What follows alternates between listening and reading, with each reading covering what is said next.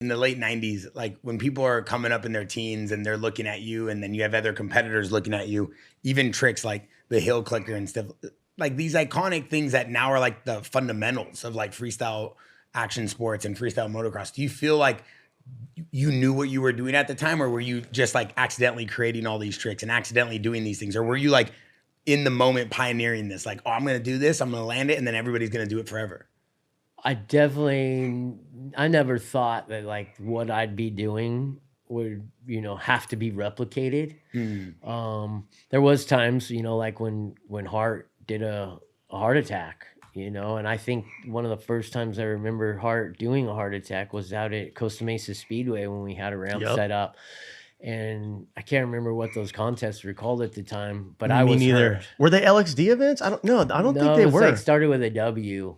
Yeah, it was something different. And ramps were like blue and shit. And I remember smoking Marlboro cigarettes in the freaking grandstands, hurt and being pissed off that I wasn't down there riding. And next thing I know, I see Hart throw a freaking heart attack, just like, and I'm like, dude, I got to do that now. And the next thing you know, it's like doing a double heart attack. And then you see Rourke do a freaking heart attack. Dude, rock solid. Yeah. And so for me, I don't think I ever felt like, even when I did a flip, I wasn't like thinking, oh, everyone's going to have to do this. It just organically, everyone had to do it. And if you didn't do it, you better get out of the game. But for me, there was always pressure. There was always like seeing Hart do that, seeing Rourke do that. It definitely was pressure as far as like if I ever got beat by another rider, it was like I took it to heart, went home and was like, dude, I cannot get beat again. Like I hate losing more than anything. It's just, it's not in my book to be a loser. It was so rad too, watching like those years of you guys battling hard, because it was like those iconic dudes like yourself, Deegan, Tommy Clowers, Clifford, like don't forget Mike Jones. But you guys would all be so competitive and just going back and forth. Like you would always be on the podium. You would be first, second, or third, and it would be it would be like you, Deegan, Mad Mike. Then next week it would be like Tommy Clowers, you, Deegan. Like you guys were always up there, and it was always cool to see you guys come out and just do new shit. Like, damn, I can't believe you did that. And we're like, we got to go home and start trying it. And we get home, we start trying it. We're like, fuck that trick, it's too hard. Like, let's do something different, you know? And it motivated a bunch of us to be like, what can we do that's cool like that, but not the same exact way, because we can't do that yet, you know? And I think too, like just thinking about how stuff changed, we were all pretty good at going out and partying on the weekends.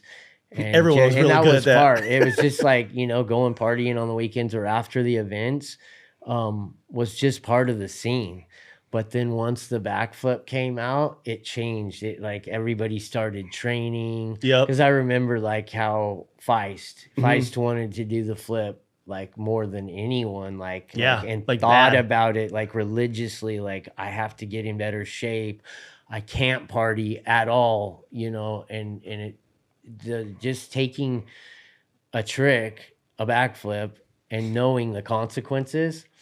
I mean, even just riding a motorcycle and crashing on a motorcycle, there's some heavy consequences. But then to go and flip that thing upside down and then have a mistake, everybody knew, like, dude, there's no mistakes to be made anymore. Like, so it changed. Everybody started being more of like an athlete in freestyle. It definitely changed the game for everyone, because like you said, like, as soon as the contest was over or practice qualifying, everyone's rolling up joints, drinking beers. Like, yo, where are we going tonight? Like, so-and-so's having an after party. We go there, drink all night, show up the next day super hungover. Like everyone just looks like shit, just like, and they're just out there just busting big as hell, like doing everything. Were all the other sports on X Games doing the same thing? Were all the other athletes, or was it mainly just Moto? There was a few guys from like each discipline that would go out. You have the partiers and everything, and like, got it. We would all find each other. You know what I mean? A lot more reckless. Sure. I think the motocross dudes were definitely reckless. Like no one gave a shit. Yeah, we kind of just had that on our shoulders as far as like, we are the gnarliest fucking human Fuck you guys out there. and partying and hanging with each other and always trying to outdo each other. It didn't matter if we were trying to outdo each other on our bikes or at the bar.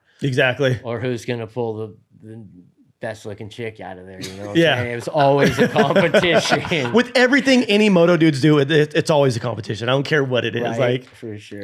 Internally, everyone knows.